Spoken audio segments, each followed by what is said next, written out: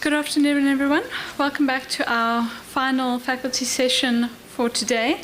We're going to have the Faculty of Law and then the Faculty of Health Sciences before our little Q&A session. So let me welcome the Faculty of Law, and then I'm going to hand over to their panel facilitator.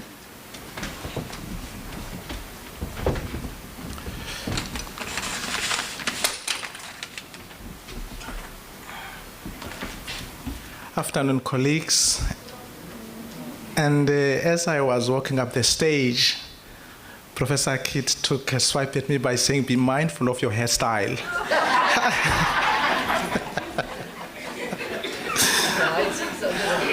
but I took solace from the fact that both Well and also Sakile were partners in crime, so I took solace from that.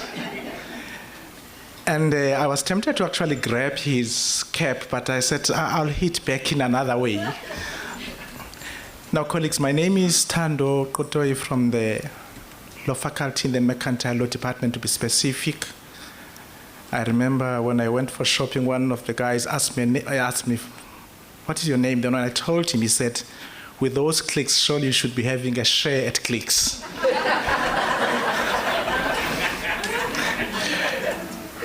Well, I'll start by assuring Debbie that we will stick to that time that is prescribed, mainly because the other time the faculty invited the late advocate Kemp J. Kemp.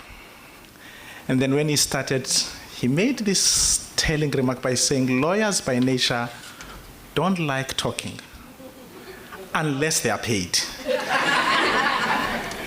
And they've assured me, of course, they reserve the right to prove me wrong or to disappoint me by saying, look, they'll stick to that time. To cut to the chase, in an article that Professor Kit, who's here, wrote in 2014, titled Epistemic Othering, the Decolonisation of Knowledge, he wrote there that the higher education sector and other disciplines have been complicit in supporting and furthering the colonial project. I want to say we as the Faculty of Law, as the discipline of law, we are not part of that brigade. That we can assure you. And I also want to assure the audience that, look, we are very much part of this project, because I don't want you to go back to that classic book by Shakespeare, Henry IV, where Dick Busher says, in order for this project to be successful, the first thing we must do is to kill all the lawyers. We are very much part of the group. Well, on a serious note, colleagues, noting the fact that the Republic of South Africa is based on the founding values, one of which is the rule of law. It follows then that as the Faculty of Law, and if we are situated in a dynamic African university, it would be foolhardy for us not to be part of this decolonization and Africanization of the curriculum. It would really never make sense. So I remember in one of the classes I lecture at the postgraduate level, I was teaching them the application of the Prescription Act in labor disputes. Prescription Act prescribes that if you don't institute a claim to recover a debt after a certain time, your right prescribes. I thought I was delivering the best lecture, and then one of the students raises his hand and he says, but in our African context, we have this maxim, Ityala aliboli. We have this maxim in Soto, Mulato Khawboli. So where does this fit in? I'm not going to tell you how I responded to that. The jury's still out. But the two colleagues that we are having, Advocate Lindy Kotsie, who's our Deputy Dean, and Dr. Mark Velhamut, who's the head of the Department of Criminal and Procedural Law. It's always very nice when you have the authority over leadership. It's always a nice feeling. They're going to take us through this and also expose some of the challenges we have in the field of law and how best maybe we can navigate those kind of challenges. Our first presenter will be Advocate Lindy Coetzee, will be taking you through the topic decolonizing business entities law, more or less teaching it in the African context. And I dare say that it's going to be quite an interesting topic. And just to let the presentation flow, Dr. Mark Velgemoed will also follow suit by presenting his topic will be decolonizing and Africanizing legal education with a focus on employability of students. And when it comes to his topic, I'm reminded of the little I know about this project where somebody said decolonization is synonymous with decolonizing or with Africanizing the curriculum, but at the same time, it entails positioning Africa globally. And that is where we start. Without much ado, I'll hand over to Advocate Lindy Coetzee to take us through what she has to say. Thanks.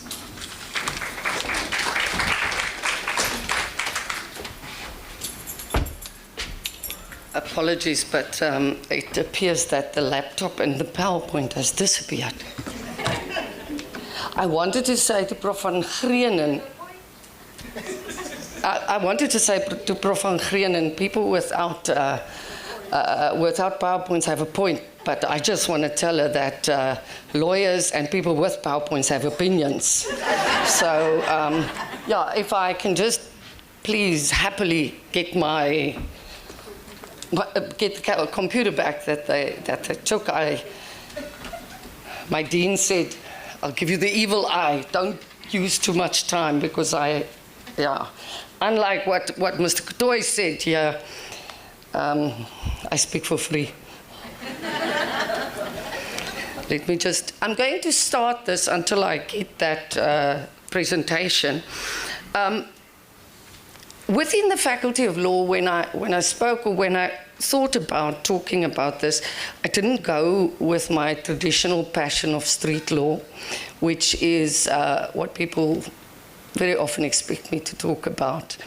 I thought I'm going to talk of my other fields of expertise, and that being corporate law, insolvency, business management, and liquidation, and to look at some of the ways that I'm exploring this within my lectures, with the whole idea of Africanization and decolonization in mind. And I was hoping at a forum like this in questions that there are people here that can have advice on how to develop it further. But I want to start somewhere, and very often when we have this discussion, and my colleagues will excuse me, but our answers around Africanization and decolonization, the lawyer answer is, thanks Dr. Velgemoed, the South African Constitution is the supreme law of the country. Okay? So what does that mean? Let me just take time, eh? They're stealing my time.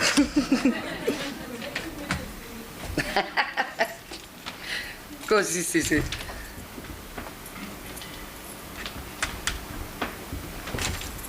Stop. Just put it on slide.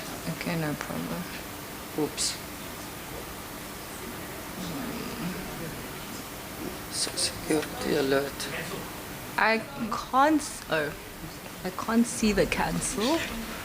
Okay. Yeah. All right. So, in typical legalese and lawyer format, we are trained to teach people that this is the most important law in the country. That every single piece of legislation or law that is made, or customary law that comes through generations, must be in line with the Constitution. So whenever we talk about decolonization, it is with the Constitution in mind, because that's where we go back to. The Constitution was the negotiated settlement, I might say, after apartheid, and that was implemented and is currently the highest law in the country. And you can go up to the Constitutional Court and contest any law proving that it is not in line with the Constitution.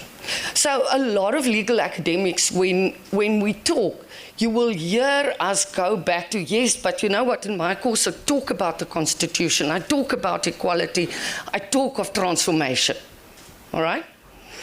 Now, I historically lecture to difficult courses, or what I think the students think are difficult. I don't think they're that difficult, but they tell me differently. Corporate law and insolvency and business rescue. Now, spirit thought, Mlungu, speaking Afrikaans, ne? Went to a privileged Afrikaner school, had a privileged education, but I have a human rights background as well. But you know what? Having to change that focus now. And when you give this serious thought, when we talk of business entities, and I don't have long enough to show you what I do in class, it works quite powerfully, but I will explain to you what I do. When you come to business structures, South African corporate law is colonized. We have a new Companies Act. It's still colonized, despite it being a new act. But then I want to pick up from what my colleague said, is we must prepare graduates for a global world. And the Companies Act provides for corporate and business structures, as well as the Trust Property Control Act, provides for those corporate structures so that South Africans and people in Africa can do business across the world. So when we talk of the Constitution and everything having to be in line, yes, there has been provisions. The Companies Act that I'm teaching now is a 2008 Act. So it is a piece of legislation that was promulgated by the new government of South Africa. But of course what happened is the legislature didn't throw out the baby with the bathwater. A lot of the common law was retained. It's a partial codification. In other words, the historic legal precedents, if I can simplify it, will still be applicable. Now you come and you teach business entities law, which is more than company law. It includes partnerships, it includes trading trusts, it includes closed corporations, which you cannot register any new ones anymore. So it's highly technical concepts that one has to teach to law students. Normally what I do is I take my examples from Hwehwe and from the co-ops and from Wynkie and Wynkie to make that connection to this is the business. All of us, no matter where we come from in South Africa, know a PEP stores. You can go to any small town, hell, there's a PEP stores, okay? So then you take what is familiar and you bring and you explain the legal personality that goes with that. Now, very often, there's very technical aspects in corporate law. One of the technical aspects that I have to talk about is the ownership scorecard used during broad-based black economic empowerment and the ownership targets that we have to, and why are we having these targets and why are we setting out? And I thought I want to just show you a little bit of what I am developing here. And I'm taking something that is totally not law, but that is a mapping exercise. And I would show this, it's too long to show here, but I'm just going to show you a little bit to get the discussion going with my students as an introduction when we talk about why there are ownership scorecards, why there are targets of having company shareholding with 25% at least before you can score on triple BEE on your broad-based black economic ownership scorecard. And I was privileged to attend TAL, and I came across this video, and I'll show you how I adapted it, if I can see how it's supposed to start playing now.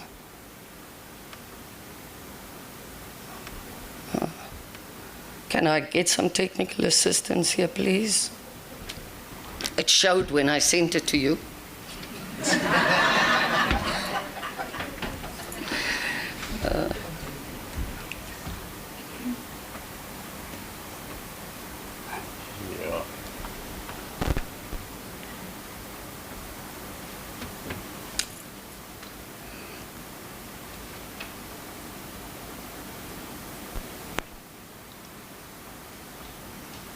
Look in that slide, you'll see this play button. No, it does not play. No.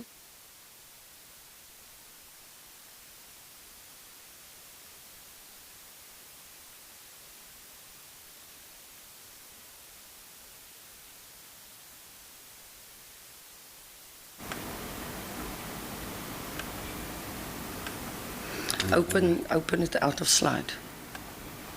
Go to slide 2. Yeah. Don't put it on slide 2, put it on slide 2.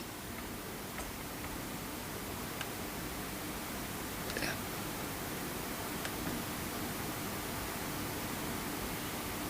Still.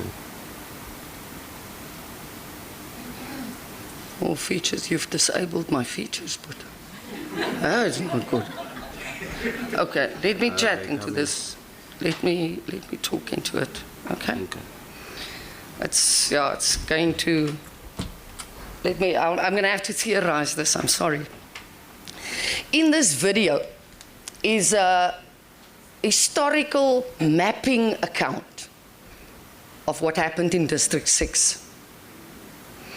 And what is so powerful in the video is you see the businesses that were there. You see the houses that were there. And in the end, there's a whole map of people that were christened in that area that were forcefully removed. So I take that as the background. And then when I get, after playing the video, we talk of what did ownership of businesses in South Africa look like before 1994. If you had to do the same type of mapping exercise, and if there are mapping experts here, please, I'd like to collaborate. If you had to do the same mapping exercise like they did with District 6, what will the demographics look like of shareholding in companies? Because that is what ownership is about in companies. I'm not talking management scorecard about the directors having to have, that's a different one. This is ownership. And how do you know who owns the company? The people who own the company are the people who own the shares in the company. So if you go to listed companies in 1994 on the South African Johannesburg Stock Exchange, you will see that it is dominated by white, Afrikaans-speaking men. Gradually, if you change that map going on, there's a totally different picture that is starting to emerge. What is interesting is when you look at that picture, you come across many corporates and trusts having shares, which opens the avenue for another discussion. Who owns that company? That company owns the shares, but how do we know who owns that company? Companies are still fine. If it's a trust, it's worse. There's no single trust registry in the country. You have to know where the trust was registered. You have to go to that particular master's office. So determine ownership and beneficiaries of trusts is a very, very difficult exercise. But then it leads to that discussion of how can we lift those layers. It's called lifting the corporate veil. How do you lift those layers in order to determine who the real owners and the real beneficiaries of businesses in South Africa are? And then, interestingly enough, we have a debate about why 25%? You know, people say, why is it not 50? Look at the demographics of South Africa, the racial demographics, of course it must be more. Why just 25? And then I take the Companies Act and I explain to the students how we take decisions in company law. And the fact, 10, oh, it's a lot of time, I'm not going to use that much. The fact that you cannot start a meeting unless the meeting is quorate. We all know that. But in order to constitute a quorum, you must own or hold at least 25% of the issued shares in a corporate entity. So the motivation, I think, around setting the initial target at 25%, doesn't say it's not going to change, is, and if you know in corporate law there's apathy, people don't attend meetings. So if your equity partners attend the meeting and it's only them and they have 25%, they can run the meeting without anybody else being there. They can take valid decisions that are enforceable against any other shareholder that has opted not to attend that particular meeting. So that is really the way in which I am trying to tackle corporate law and to make it understandable so that our students from Nelson Mandela University can rub shoulders with the mergers and acquisitions departments in any kind of big law firm and hold their own. Because they are not afraid to delve in what is generally seen as the technical and difficult part of corporate law. I tell my students, I have some of them sitting here, and I firmly believe this. When I start lecturing them, every single student in my class is a genius, and I believe that. The road to finding our own genius for every single individual of us, same with us here, differs. We don't all walk the same road. So as long as we can facilitate the learning in such a way that every student in that class can sit and find their genius in order to go and practice out there. So with the video not showing, I'm like stuck now, okay? Maybe I'll just then interrupt myself because she dared to tell me I have 10 minutes, guys. 10 minutes for the whole session. Oh, okay, then I have to say thank you, goodbye. Ladies and gentlemen, thanks very much.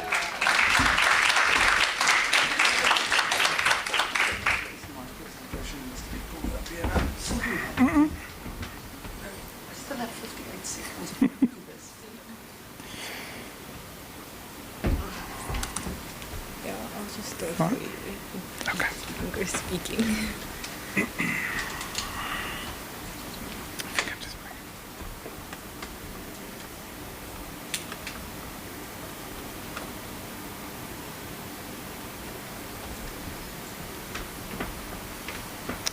Wow, it shows 19 slides. I'm so sorry. But I'm going to try to be brief. Good afternoon, everyone. Just to break the ice a little bit, I walked in here and someone asked me, but are you from the Faculty of Law? I said, yes, how did you know? Oh, no, because you're carrying the Constitution. So I said, okay, well, I'm glad that I'm recognized by carrying the Constitution, but that is so. I did carry the Constitution, and for a very important purpose, because, and I'm going to cut down right to the chase, my colleagues in the faculty know me. I'm always talking about practical legal training, and this afternoon I'm going to use the law, in particular the Constitution, to actually justify my argument that decolonisation and Africanization of legal training lies in there, that we need to move away from the conventional manner of teaching law and that is the classic Socratic teaching method, to a more practical method, to basically produce a more employable graduate for legal practice. I'm not saying that we are not doing it at the moment. I am just saying that it is something to consider when we talk about decolonization and Africanization in the Faculty of Law. Now, as an introduction, I really mulled over the definitions of Africanization and decolonization. What do they mean? I need to make sure for myself before entering this room and getting this presentation going. So I did nothing fancy. I did a Bing search on these definitions, and what you see on the screen is what came up. Africanization, making something African or causing it to have African characteristics. And then decolonization, the action or process of a state withdrawing from a former colony. So I thought to myself, how am I going to make this my own in conveying my message today to you? So I came up with the following questions, and it's no rocket science. It's basically questions that we need to answer. How do we make legal education more African or South African? Or how can we give it African characteristics? And then how do we liberate legal education from the influences of colonialism? And the answers to what I'm going to, or what I came up with, actually go hand in hand. So as part of my discussion, I'm going to mention a few loose items which I am going to pull through at the end to reach a conclusion. Now, as starting point, you all know the economic climate in South Africa is not ideal. People, especially law graduates, are struggling to find job opportunities. From our side, in order to ensure that law graduates obtain employment or that they are being made more attractive to prospective employers, obviously employability-wise speaking, we need to do something about that, because if we can make law graduates more employable, surely it will give them a strong footing in securing employment. Now I want to start with the Constitution. Advocate Kutsia waved the Constitution here, and it is so. It's the supreme law of the land. So therefore I want to quickly talk about Section 22, saying that every citizen has the right to carry on trade, profession, or occupation of choice freely. Now, occupation in itself denotes an activity by way of which people provide for their own needs, not only in a material sense, but also in an ideological sense, so as that occupation becomes a vocation for them. In other words, by following their vocation, they will be able to contribute to the totality of a social product. The Constitution goes further.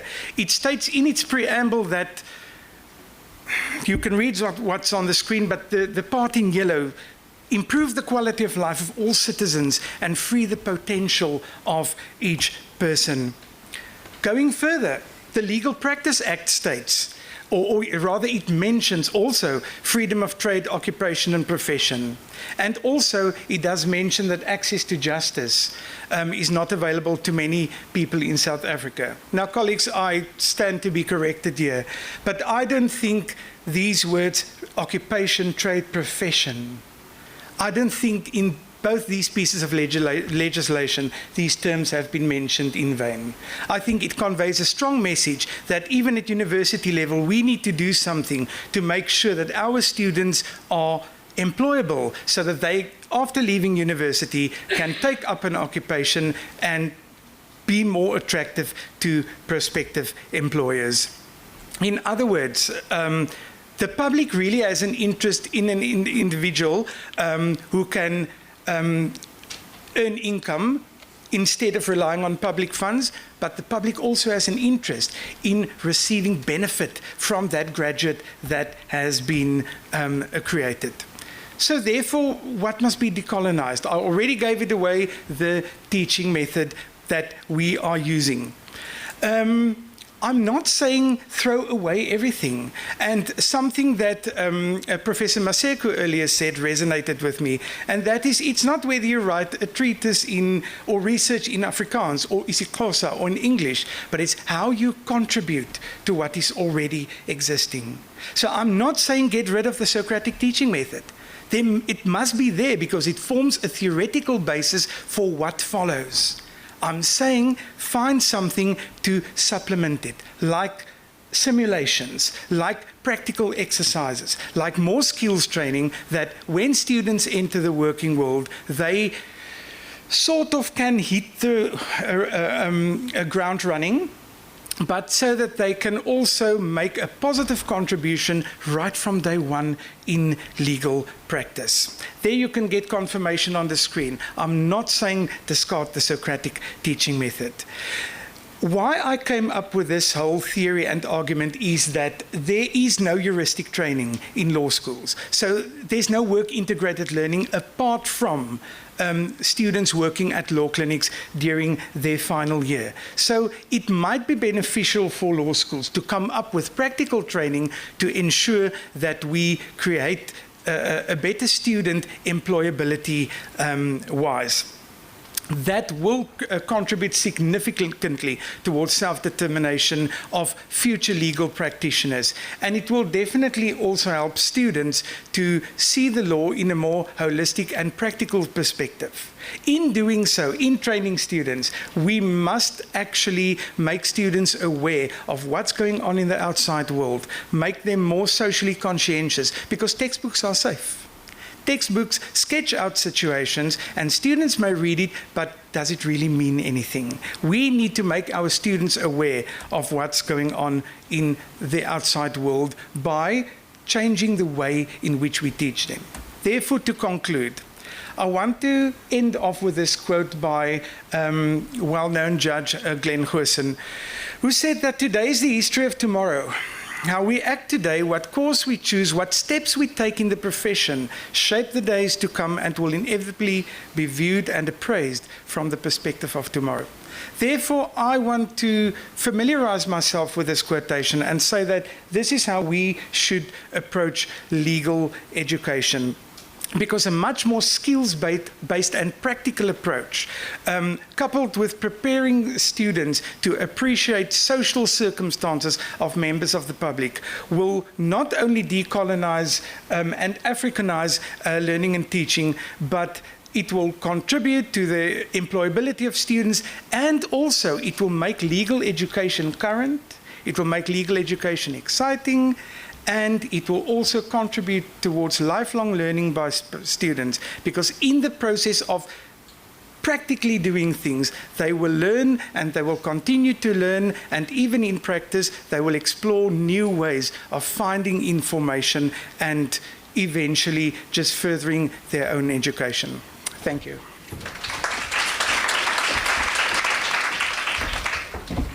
Thanks, colleagues. All we can say from the law faculty, that's our story, and we're sticking to it. I was tempted to take this ruling on time management on review, but for the sake of progress, we were discarding that thought. Thanks a lot, David. Thank you so much to Law and for persevering despite some technical difficulties. Appreciate that. Can I please call up the panel from Health Science? And I think I need to call up Technical Services as well to help us set up for the next.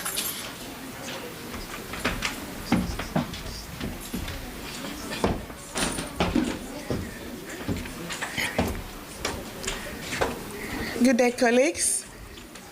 We do know that we are standing on your way to leaving the hall and enjoying your evening, so we are going to try as much as possible to keep the time. Just a question as we set up and organize ourselves. If you could be asked to say one thing that you could do to change our understanding of the legacy of colonialism in the global health sciences research, what could that be? I don't expect you to answer, but please watch our opportunities and strategies in the health sciences research as we allow our speakers to do justice to it. Please permit me to introduce our speakers via Dr. Paroma Navashni, who will be coming right away to introduce our speakers to the guests. Thank you so much.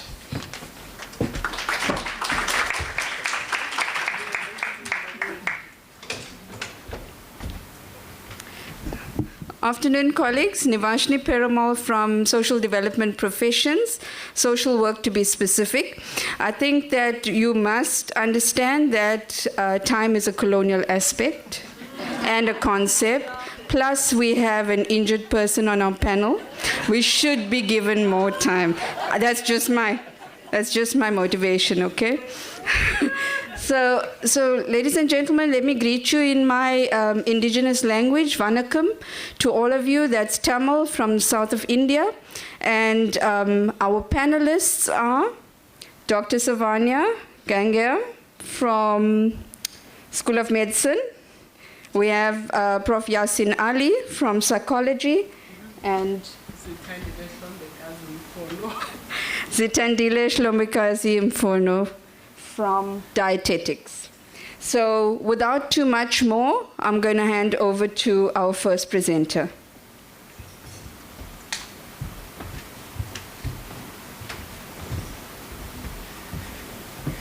Good afternoon, everyone. I'm more of a storyteller, but I also do speak as a lecturer. But my name is Zitandile Shlomikazi Mfono. Overall, that is what I will be discussing from the side of human nutrition and dietetics. What are indigenous vegetables? In South Africa, we do have a biological climate that is favorable to certain plant species. So according to the Department of Agriculture and Forestry, these are indigenous foods. Sorry, I just want to move my mic so I can see my screen. So these are crops that have their origin in South Africa or that have been added or introduced to this country, and they are recognized as natural or traditional crops. You can have grains, you can have vegetables, you can have fruits types of crops. But my discussion will be about indigenous vegetables. So this is my story. This is my late grandmother and my mother. That is how we gain our knowledge of indigenous foods, because natives will pass through oral history what is eaten and consumed, and that depends on the biology of the environment or the ecology of the environment that they are in. So as far back as the Khoisan populations and the Bantu, women have been gathering from the wild and collecting and cooking indigenous plants. And in South Africa, we have over 100 species that are consumed as indigenous vegetables, which are commonly known as imifino or morojo, depending on your languages. So some of the background is that we've seen some decline in the consumption, especially in urban populations or the townships, which is where most of our dietetic students are being trained. So we do find that it's part of the nutrition transition when people move from rural communities to urban communities, and also when the elders pass away, that information is not being transferred to the next generation. The problem with that is that with the climate change, and we're recognizing with water scarcity, these adaptable plants are a neglected source or underutilized source of nutrition, and that causes poor dietary diversity with the subsequent non-communicable diseases. But all is not lost. There are opportunities as well as challenges.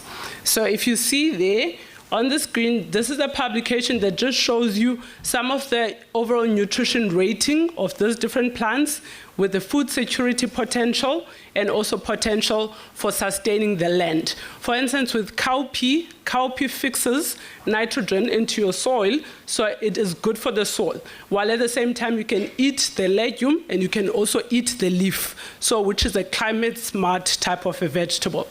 And also amaranth is rich in protein, which is different from the other leafy vegetables, because leafy vegetables don't generally have protein, while amaranth does. So you can just have a look. Moringa is also very popular in these days, so you can also see that.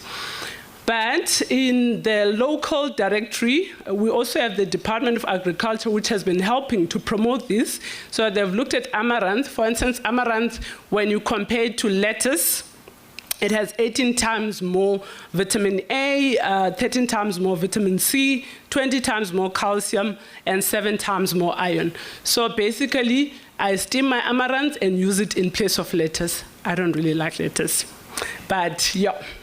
So what we've been doing, I've been working on engagement projects with the local schools, and this is Seisi Primary School, where we've planted some amaranth plants to supplement the diets of the kids, and also working at developing recipes. For instance, instead of making a creamy spinach, you'd make a creamy amaranth, or spinach patties, you'd make amaranth patties. So, and also with activities for the little kids, using the students in our nutrition modules to work with nutrition education around that. That's 2019. Fast forward 2021, some fourth-year students working on treatises with regards to surveys on the consumption of indigenous vegetables in KwaZulu. Sadly, most of African populations are not consuming the indigenous crops in the townships. This study was presented last year in Kenya, and the Kenyans were very shocked because they've got a big market and a growing market for indigenous vegetables. So I went on a little expedition there to look at what they were doing, and you'll see that they actually package a lot of their indigenous plants. They are selling them. They actually have high demand, and the prices can go quite high. They're making sorghum cakes, sorghum cookies, using indigenous grains such as sorghum. They are drying and selling the different types of green leafy vegetables in the marketplace. And the main driver is that because after COVID, a lot of people are looking for natural, traditional foods or remedies for their health and their well-being.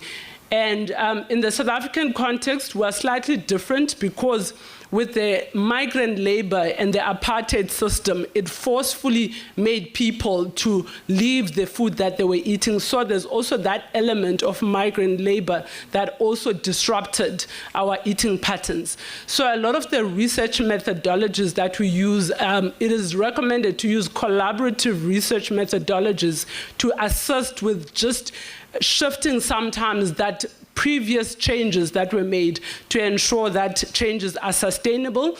So I am working on a participative action research methodology where I am using this methodology to look at how we can collaborate with communities to improve the intake.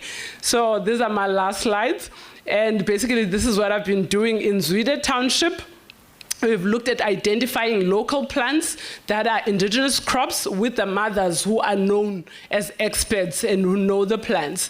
And after identifying them, we work with easily available ingredients to prepare different types of dishes, not only the traditional way, ilaqa, which is what you see there, but also looking at what else can you do. Isikwamba is that one. Same applies as this is umbaqo, but we no longer wear it as just a wraparound dress, but we also modernize it to bring it to the modern day. For instance, you'd make stir fries using imifino. You'd also make creamy spinach, omelets, different ways of cooking to just bring it to the modern era, especially for the younger population. So we collaboratively developed the pamphlet that you've seen there, and is one of the products of the research that we've been working on. Thank you very much.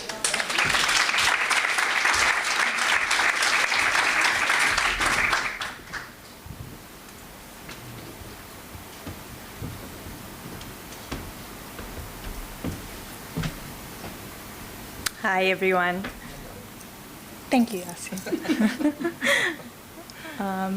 So I can't locate where my health science tube. Okay. I appreciate a good label. Okay. So, okay, cool. I am Dr. Nagya, and I am based at the medical school, and I teach medical biochemistry to first years and a bit of physiology to second years. But prior to coming to Nelson Mandela University, I was involved in a lot of research that looked at molecular medicine, so things like big words, epigenetics, protein chemistry, and risk factors. So getting into the cell to figure out what's going on.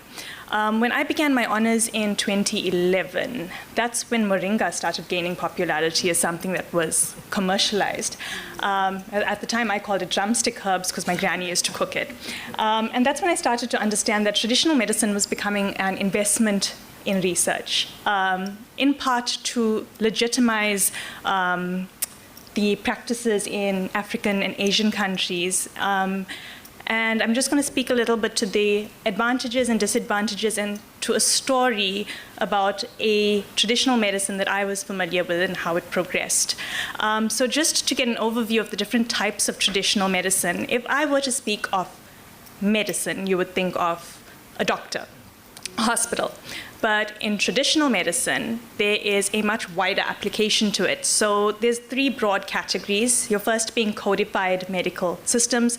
So when we speak to this is like millennia of knowledge that is applied in a systematic way. So Indian Ayurvedic medicine, ancient Chinese medicine, and professionals are developed within the system. And it's probably the closest representation to Westernized medicine, with pharmacology, pathology, physiology being understood, but outside of Western biomedicine.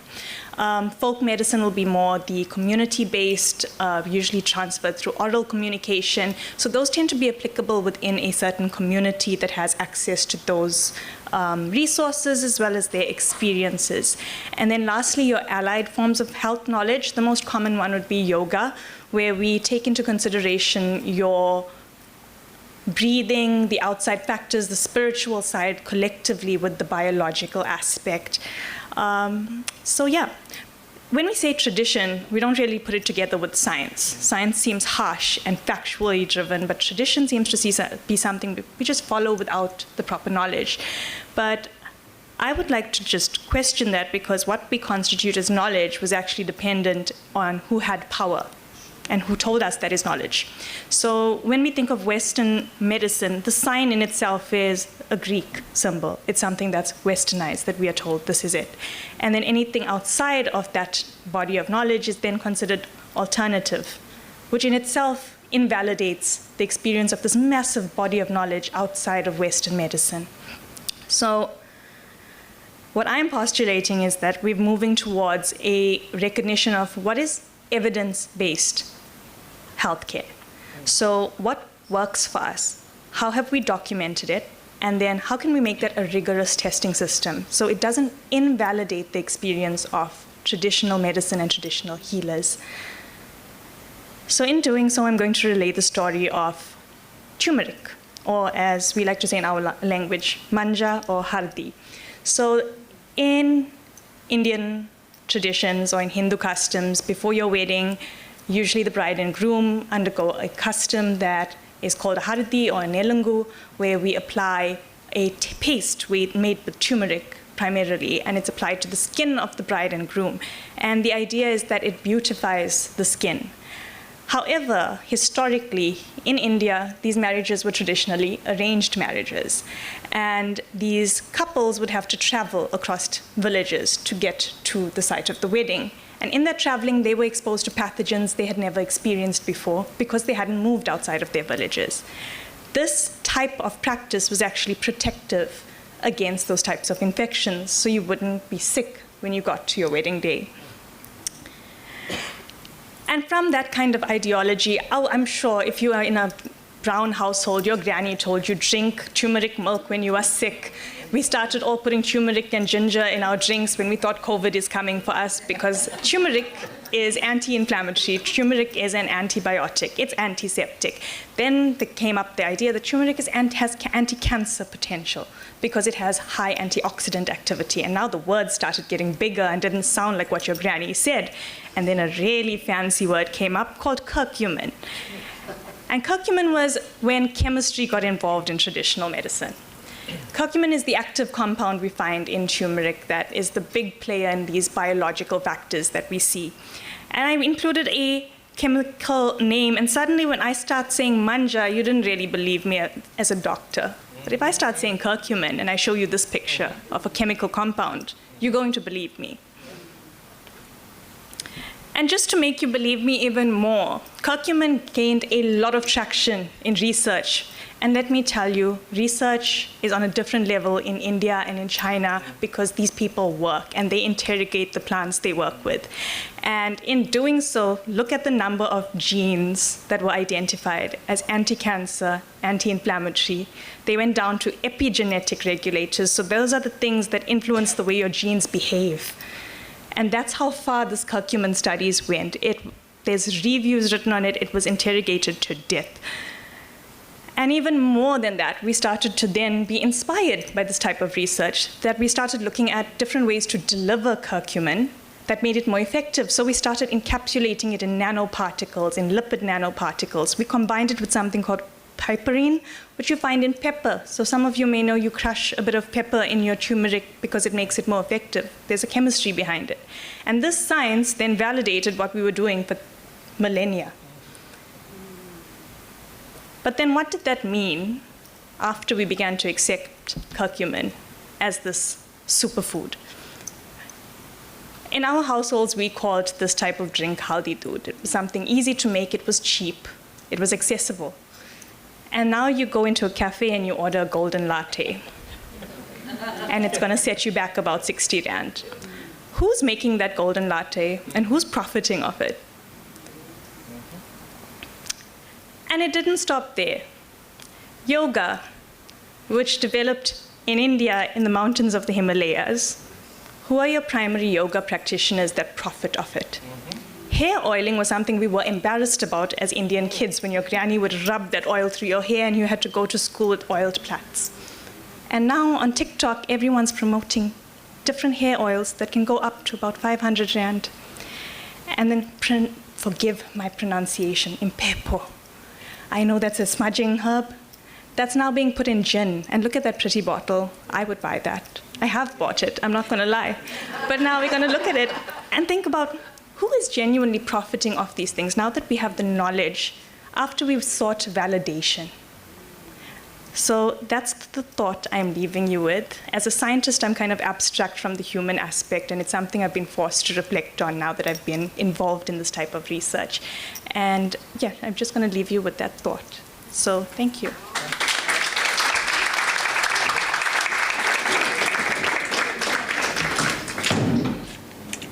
It takes me a few minutes, colleagues. I do.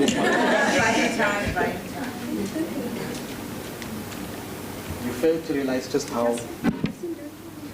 Can I sit? Is it okay if I sit, guys? Yeah. Okay. That would actually be very useful. Thank you. Okay, good afternoon, everyone. I do apologize now, my phone will not unlock. Okay, so I'm going to jump right into it. I'm Professor Ali from the Department of Psychology, and I thank you for having me this afternoon. I want to thank my previous presenters for, in their presentations going straight into decoloniality and food and the issue of heritage and decolonization and the importance of paying attention to that which we already know. For example, my parents were over visiting me. Obviously, my mom has to ensure that my leg is fine. And in that, she made haldi ki doodh over the past few nights, insisting that I drink this mixture of milk and urad mixed with all stuff. It was a whole lot of herbs, almost like this herbalist at home. And she insisted that would help with my blood pressure, the clotting of the blood, it will take away the swelling. The next day when I woke up, she was convinced that my leg was looking better. Okay? Whether that worked or not, I mean, as we see, it's the belief, and I guess I'm saying this because that's where my 5 minutes is going to be centered on, is the importance of belief when it comes to decolonization and Africanization. These terms have been thrown around at us, I think, quite intensely since Fees Must Fall for the past 5 or 6 years. And I'm not going to rehash, definitions of what they are. But essentially for me, decolonization and Africanization, it refers to the process of undoing what we know and redoing it in ways in which we live. And I think that's a very important point to sit with, because what we know is theory, and our theory is biomedically inclined. biopsychosocial. If you're from the health sciences, you know that we are severely skewed towards looking at the person as a biological, psychological, social entity. But what we fail to neglect, and what has been neglected and a focus on, has been the spiritual and the supernatural components that are attached to life and living. And in the South African context, when we talk about decolonization and Africanization, we have to understand that this is about taking in an entire system, a pedagogy, an epistemological framework, a way of being, a way of life and living that has been excluded from most of the theories and most of the models of human behavior. It's quite scary if we think about it, that when most of our students pick up the textbooks of psychology and they go through all of these theories and get into the field, they come back to us with blank expressions, not knowing how exactly do these theories fit the realities that they are seeing out there. And what are these realities that we talk about? And I'm someone who's known for doing quite sensationalized research, right? But it's through that sensational work that we actually start Africanizing, okay? When we talk about indigenous knowledge systems, we often tend to focus on language, on the color of my skin, on the context. But how often do we actually go deeper into the specific beliefs that are linked to religio-cultural practices? And I say religio-cultural practices because in South Africa, we cannot exclude, for most people, religion and culture, right? There's an intersection of the two, and in some ways you find a way of bridging them. They work. As a South African Indian of Muslim descent, you find that, for example, the Hindu tradition of the tipi part, the haldi, the rubbing of the skin, Muslim brides do it as well. It's a Hindu tradition, but it's also passed on onto the other side. So religion and culture intersect very interestingly. And many of my students, I'm going to go back to one of the projects I'm working on, students would come back with the experiences in African context, in the rural communities, and say, the client is experiencing symptom 1, 2, 3, 4, 5. And according to the DSM, this client is schizophrenic.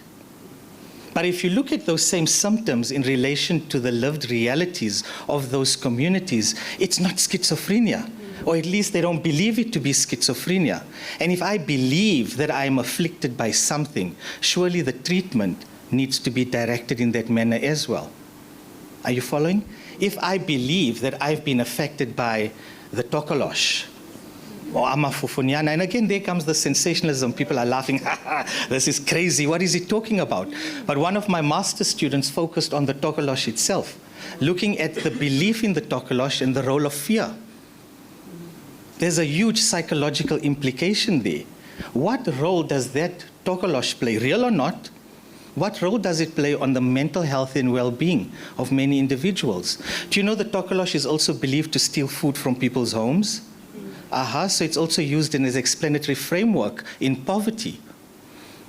In context where poverty also exists, we unpacked that the tokolosh has been utilized to explain individuals who are experiencing success or even beauty. How exactly did you gain that? Your son is going to matric with 7 distinctions. Moloi, you are lying. You are using something on the side.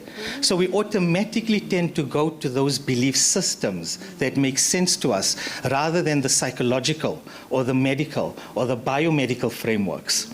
Now I raise this as a major concern, not just the tokolosh, but spirit possession, Amafufuniana, indigenous knowledge systems generally are very deep and they're very spiritual. And in the field of psychology, we tend to, or we're not actually going into these areas. I think people are too afraid. Because the moment you start unpacking elements like this, there's a question of what exactly are you looking at? Are you questioning my belief? Are you bringing into question the fact that this is sensational? Or is my aim to actually unpack something that is causing harm within those communities? And the more I actually unpack that, the more I realize through another project very quickly, do I have 2 minutes? Okay, 1 minute. You know, there's so much I want to say, but Psychological practitioners in South Africa generally, through the studies we've been doing, have a lack of cultural competence in working with diversity. And I'm raising this as one of our challenges, not just in psychology, but in the health sciences, that we need to start training our students in ways that are Africanizing. And that means bringing into the curriculum the realities from their context. And the only way we are ever going to achieve this is through research. We have to be brave enough, like my colleague said, research these indigenous knowledge spaces and provide evidence that can support it or discredit it. Okay, colleagues, I'm going to stop there. There's a lot more I can say, but for the interest of time, thank you.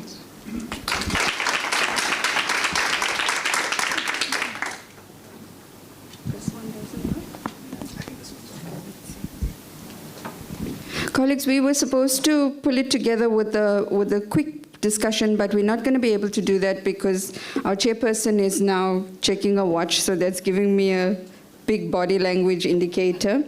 I just want to say, in pulling it together then myself, is we talked about research, and we talked about research in the ways in which we don't traditionally think about it. So participatory action research, where we're involving communities in creating the knowledges, but also giving them the autonomy and the voice to be able to be the authors of those stories. So Zavala talks to us about decolonial research methodologies and talks about storytelling, counter-storytelling, reclaiming, and then healing. So those are the processes within which people go through when you're doing decolonial work. Now, the colleagues here, nobody's really cited authors in their presentations, but what they brought up was my grandmother or my people from before. And have we ever referenced those people in the works that we are doing? So starting with the self, introspecting, thinking through how did we get to this point? Who am I? If you were to ask, Nadima's not here now, but she would say, what is the story of your name? And every one of us have a story that's associated with how we got our names, and they come from somewhere. If you were to ask yourself, what is one idiom or proverb or expression that you remember from your childhood, you will pick up something that your granny told you, but it's not written anywhere. So research is a spiritual process. It's a relationship that we are in with ideas, and we've got to be able to be so ethically accountable to the communities within which we are extracting knowledge from. We need to be partners in that process. With that, I say thank you.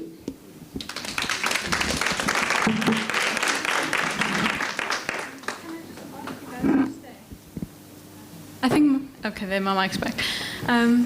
Will the health science just stay on the stage while we do our Q&A? We have Law in the front here. Thank you so much. Are there any questions from the audience? Okay, we have one question there at the back. Anyone from this side? Yes, you in the front. And over there. Let's start with those three questions, please. Do you have a mic? Go ahead. Thank you very much. Mine is for health sciences, and I think it's just out of curiosity. Tandile, when you started, you critiqued the migrant labor system and how that system and apartheid disrupted indigenous dietary patterns, and I think we all agree. But I was quite curious in the case study you gave us of Zwede, because that would be a peri-urban place, and I was wondering how was that community able to mitigate that gap? How is it that we still have subject experts there who are able to preserve this knowledge and able to pass it on from one generation to the next? I think maybe there is something to be studied there. That's a learning. That's a lesson that we can take there, which could be replicable to other peri-urban spaces. Thank you. Thank you so much. Can we hear? Thank you. In relation to diet, I think on Monday we were commemorating the World Obese Day, and women are affected greatly there. So I think your study will assist them. However, I just want to, I think you mentioned social class and how it affects good diet, because the moment as a black person, you grow up from poverty, you want to make it in life, then you migrate from a village to a township, you stop eating that mifino because there's also a perception that a certain food is associated with poverty or state of poverty. Now, when you're in township or town, you start buying pizza every day, you buy KFC because it's a sign of I've made it in life. How do we decolonize that as a society? Because we are obese now, we're dying because we want to be seen as that we are successful. And then coming to the traditional medicine, I think according to the World Health Organization, 80% of Africans rely on traditional medicine. And there was a study conducted by WUSU, I think, in the former Transkei, where pregnant women, they were using traditional medicine based on the information that they were told by their grand and great-great-mothers there. But it was criticized because, one, it was not well-researched, the herbs that they were taking, and it was said that they were a danger to the unborn baby, And I think you mentioned something important, that it's because someone is making money. And I think the reason why our traditional medicine is so criticized and the traditional healers respectively is because if we can be encouraged to use them, then a pharmacist is going to suffer, then someone is going to suffer. But now the reason why we are so discredited on using this traditional medicine is because someone is going to benefit. And what is the research or the Department of Health or whoever is responsible doing to ensure that we can use these medicines because they are effective? Even the so-called aloe vera, sorry for mentioning that, they are made from aloe, which we can just get it for free. But now they discredit it so much that you don't have to buy it, because it's better to buy it from the counter than making your own. How do we change that as well? Thank you very much. Thank you so much. Pass the mic on. Can you pass the mic here, please? Sorry. Thank you. Oh, okay. I have two questions. The first is, I think this is related to both the molecular medication or medicine and also the dietetics. With regards to, we live on a nature reserve, basically, and all the botany here is important in some way, and there's also benefits to it. How is the Faculty of Health Sciences assisting in our general understanding of all of the plants here on campus and their medicinal value, and how in which we can incorporate it into our everyday lifestyles? And then my second one is with regards to spirituality and psychology, the duality of both. How then, what are the implications of having perhaps a spiritual affliction, but also being affected by psychiatric conditions such as anxiety and depression? How then do you balance that duality with regards to medicating the anxiety and the depression, but also dealing with the spiritual element of it? Thank you so much for those questions. Let's hand over for some answers. Thank you so much. Going back to the Zwide case study, it is a collaborative, so we're working with African women, and what I've seen among them, there is loss in some of the others, but because it's a collective, we do knowledge sharing, so we ask those who know the plant to pick it and to bring it, because there's also an element of contamination in the environment, in the urban spaces, so the mothers are talking about picking from safe places. The mothers are also aware of toxic plants not not to pick, because some others are fearful because they will say, if you eat this uzopambana, you're going to go mad. So there is an element of mentoring that needs to be put in place. So that's what I've been doing as a researcher to support that process. When it comes to, I think, the second comment, which was about prestige, there is data that does show that African populations and any indigenous community, in fact, because we see it I think in the New Zealand and other natives, that once you move or you become westernized, you associate the food that is westernized with privilege and prestige.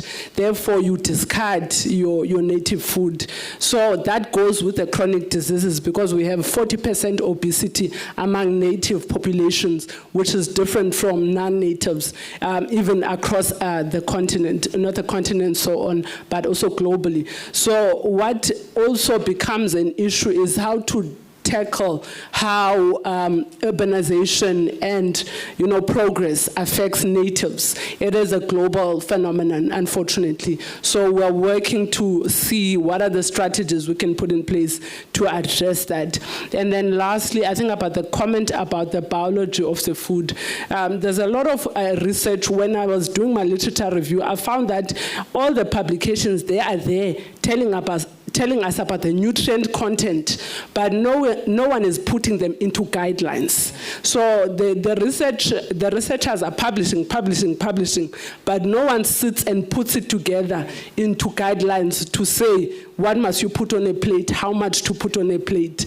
So that's where I think where the dietetics has been lacking, that we are recommending broccoli, lettuce, and all those things, but we are not saying put so much of utyutu, put so much of imbuya, put so much of ichau, so that you can get your leafy vegetables from it. So we're also trying to get into that space where we put guidelines to assist people to practicalize the knowledge that is there about the indigenous crops. Thank you. Okay, that's good. Thank you for the comments and questions. Just to build on the same one, as far as what the university is doing, I know in Mission Vale there's a garden that is being not investigated, but there's a task team allocated to it. I'm not on it, but it's a collaborative effort, and if I'm not mistaken, there's community leaders involved with the community platform, stakeholders, chemists, the pharmacologist that works at the medical school. So it's quite a well-rounded group, and they're looking at what they can do. So it's probably going to be not only research, but engagement with the community so that the people involved benefit from it, which I think is an important way to approach this. Education and accessible education is important. For us as researchers, we know what Google Scholar is, we know what PubMed is, but something like a pamphlet is easy to hand out, but does it stick? Not really. For me, when I think of nutrition, I got an app, and if I'm tracking what I'm eating and my calories, I pop it on there, I can search for broccoli, but I can't search for these foods. So maybe looking at those type of things may be a way for us to go, but there are task teams involved in that. And with regard to, yes, the government, again, who has power determines knowledge. There is a very big investment in studying these things. In their different pockets besides biomedicine, it's across the board. There's specific grants for the study of traditional medicine. We're all learning. I think from my perspective, it's the why do we see what we see? But then again, capitalism. So that feeds into determining what happens next. So I can't speak to whether something is harmful or not unless I can see the data on it. But what happens to the data? And again, accessible education. So I think, yeah, that's the missing link in this. Yeah. Thank you so much. Can we quickly have a... Okay, and then closing, I think the question was on the duality with spirituality and psychology. There's always been tension in psychology around issues of religion and spirituality. But what we are doing in the department is I've got a huge project looking at treatment plurality And we're specifically looking at, we've taken psychiatrists, psychologists, and traditional healers and given them the same case study and asked them how would they work with this particular clustering of symptoms. And what we're doing now is obviously bringing these three groups of practitioners together in the same room was a colossal task, right? Can you imagine the power dynamics there? But what we're doing is trying to work at which point do we refer? Because I think that's the biggest thing. We're working in silos. And I think the more we start sharing information across departments and disciplines, we would actually make more headway. Thank you. Thank you so much to all our panelists from the session. Thank you. Well, I'm just going to hand over to Prof. Kiet for our final remarks for the day.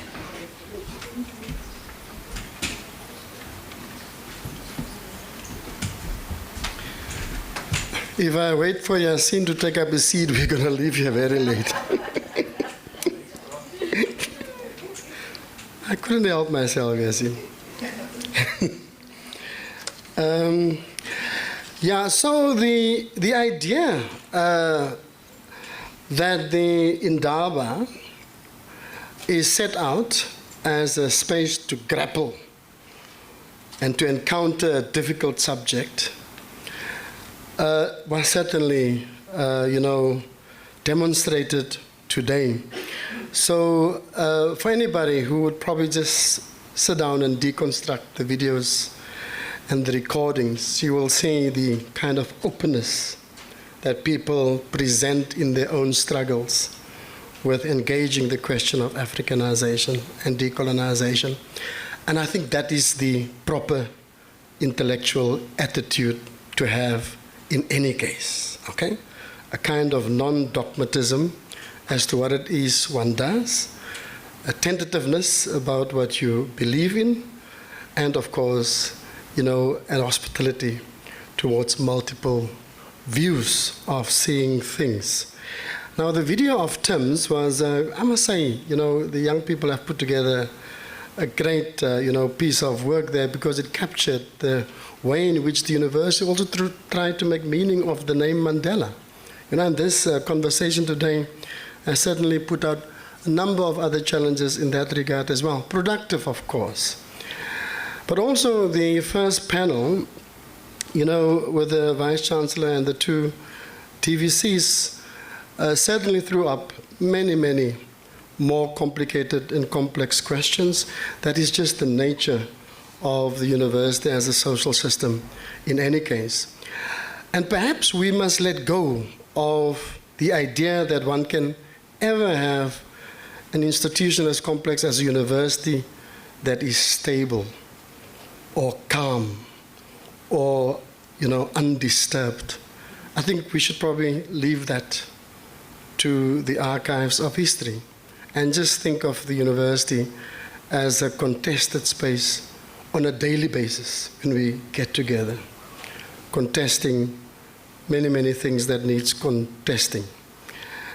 The question of student representation is certainly in our design because there will be student panels tomorrow as well. But that particular call, we will have to deepen a response to it because there is something that says that we are not being properly heard, that is what is coming through, and something that we have to take up in our designs and our conversations as well. Now, as far as the faculties are concerned, thank you so much, colleagues. The idea was to ask the faculties and staff members and students to share with us how they make sense of the AfriC-Decol imperative. What do you think it is that you are doing? And I can listen for days on end as to how people try to wrestle with that question. Because I think that is the nature of a university. It's been doing amazing stuff that came through today. The business and economic sciences faculty trying to reconfigure thinking about economics within the context of Africa, and as well, of course, the difficult question of AI that needs to be reconfigured in ways that can at least provide for decolonial gestures. Science, I must say, has been amazing in the way in which the colleagues try to put forward these different projects that they are busy with, and the thinking that goes into what one would regard typically as hard sciences, but how it tries to grapple with these kinds of almost humanities-dominated concepts, if we can say it like that. So Zeni, it's great, and I think that as you progress on this journey of grappling and wrestling with these deep questions, it will be lovely to see how the faculty emerge out of this. Of course, there will be a never-ending path in any case for all of us in this. The humanities, as one would expect, gave us a great couple of deepened angles to the question of decolonization and Africanization. And in the literature and universities, it does connect a healthy and critical humanities to the transformative potential of universities, meaning that if your social sciences and humanities are strong, and if your social sciences and humanities are productive, there is a commensurate increase in the transformative capacities of your institution as well. And one could see that. Now, if we then work interdisciplinary across the knowledge fields as well, where we enrich those debates, we will certainly move ahead. I can't say much further, but we will certainly move ahead in different productive directions as well.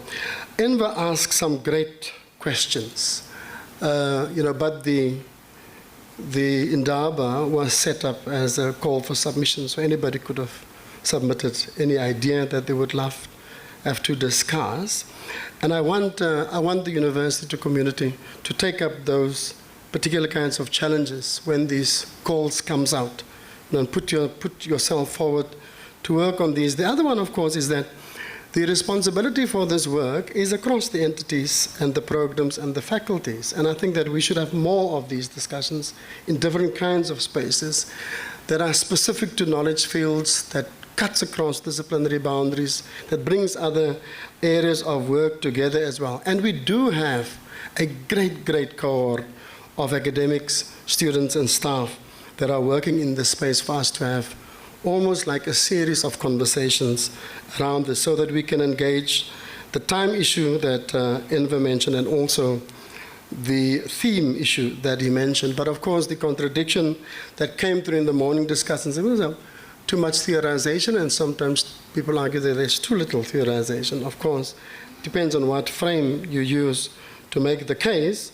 But I must say, Lucky's injunction about doing things and then learning from it as we go along may probably be the right way to go in terms of the way in which we try to experiment in this space. The expanding of that work is our collective responsibility. Our teams just put this together to get the conversation going, and of course to bring the different voices of the university into one area of conversation. AdWG has huge potential with regard to technology and digitalization, and of course technologized solutions for the various questions that we are facing. But of course also in the way in which the REL responded to the questions, put Africa in context very firmly within the AdWG space as well. And I would like to just alert colleagues to that absolutely amazing exhibition on architecture. Apart from the work that Magda is doing on First Nations people, there's a great exhibition outside as well. Just have a look at that as well from one of our NGEP, lecturers in architecture as well. The work that's been pulled together in that faculty, both around community engagement, the support that the faculty provides for different types of industries, is also an angle in which one can approach the AfriCDecol debate, of course. But I also like Nadima's proposition that, and this is where it comes in. I think that we have to probably, in the way in which the world is structured and the way in which universities operate, we should probably just think that the decolonization of the university is an impossible task. Okay? If we put out that as an impossible task, but something worthy to aspire to, we may get to a better appreciation of ourselves in the efforts that we are trying to put on the table. In a project that we have with colleagues in Canada and in South America, we have a decolonization in context series, and one of the scholars there works from the angle that decolonization is an impossibility in the way in which the world is currently structured. But what Nadima also said is that the conversations that are taking place here is conversations that tries to ignite fires of decoloniality as well. And I think that in that sense, academics need to value the effort that they put in, the work that they do to keep these fires going, even under difficult structural conditions that we are operating under. The style of the Faculty of Education was very interesting, and I think that the way in which that came together was absolutely great, because they asked more questions than trying to provide for certain kinds of answers. And I do think the question of the archive, intergeneral knowledge, critical thinking, the question of the importance of history, the dynamics between students, supervisors, and of course the co-creation of knowledge, all great stuff that we should take into consideration when we engage with this work. You can clearly see the notion of wrestle and grapple in that conversation. In the questions, of course, and thanks for raising this crucial point, the AfriCDecol project as an expansive project, not only in terms of multiple knowledges, but also in terms of multiple identities, if we look at the question of anthropocentrism.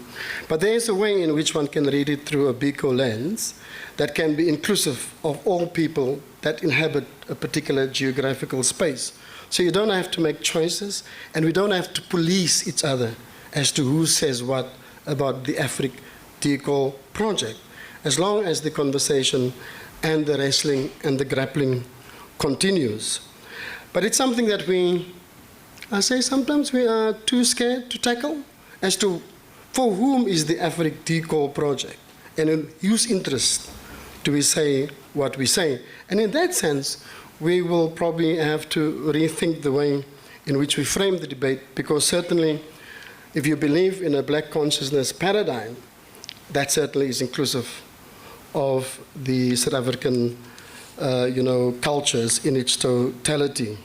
We have to hold close to that the question that you've raised there as well the co-creating of knowledge as well. So the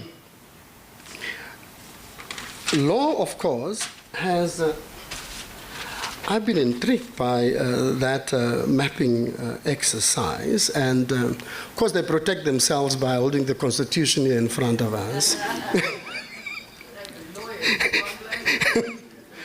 And then, of course, and the way in which they carry the Constitution is that you have to see it. It's not like deep in the pocket here, It like sticks out of the back pocket, or they put it on the table if they sit next to me. I'm sitting there next to a lawyer. That Constitution has been in my face the entire day. It is true that it is probably the only legitimate, not 100% legitimate, but legitimate consensus document that we have in the way in which we engage our society. And though the question of legal education and employability is a beautiful idea to advance, because the question that students have always raised is that you want to decolonize law, but that decolonized law is not the law of the courts. No? That was the question that have been raised. And then the mapping, on District 6. So there can be huge exemplars that can come through the work of law, but one has to perhaps put out the challenge to law whether an decol Afric interpretation of the law much stronger than we have at the present moment, especially via customary law and culture, whether that is not a possibility. Just putting that out. I'm just thinking about the work of Joel Modire and, say, Tsepo Madlingozi. And that's the, Lynn knows, I always say that's the debate that we have to bring into the university space.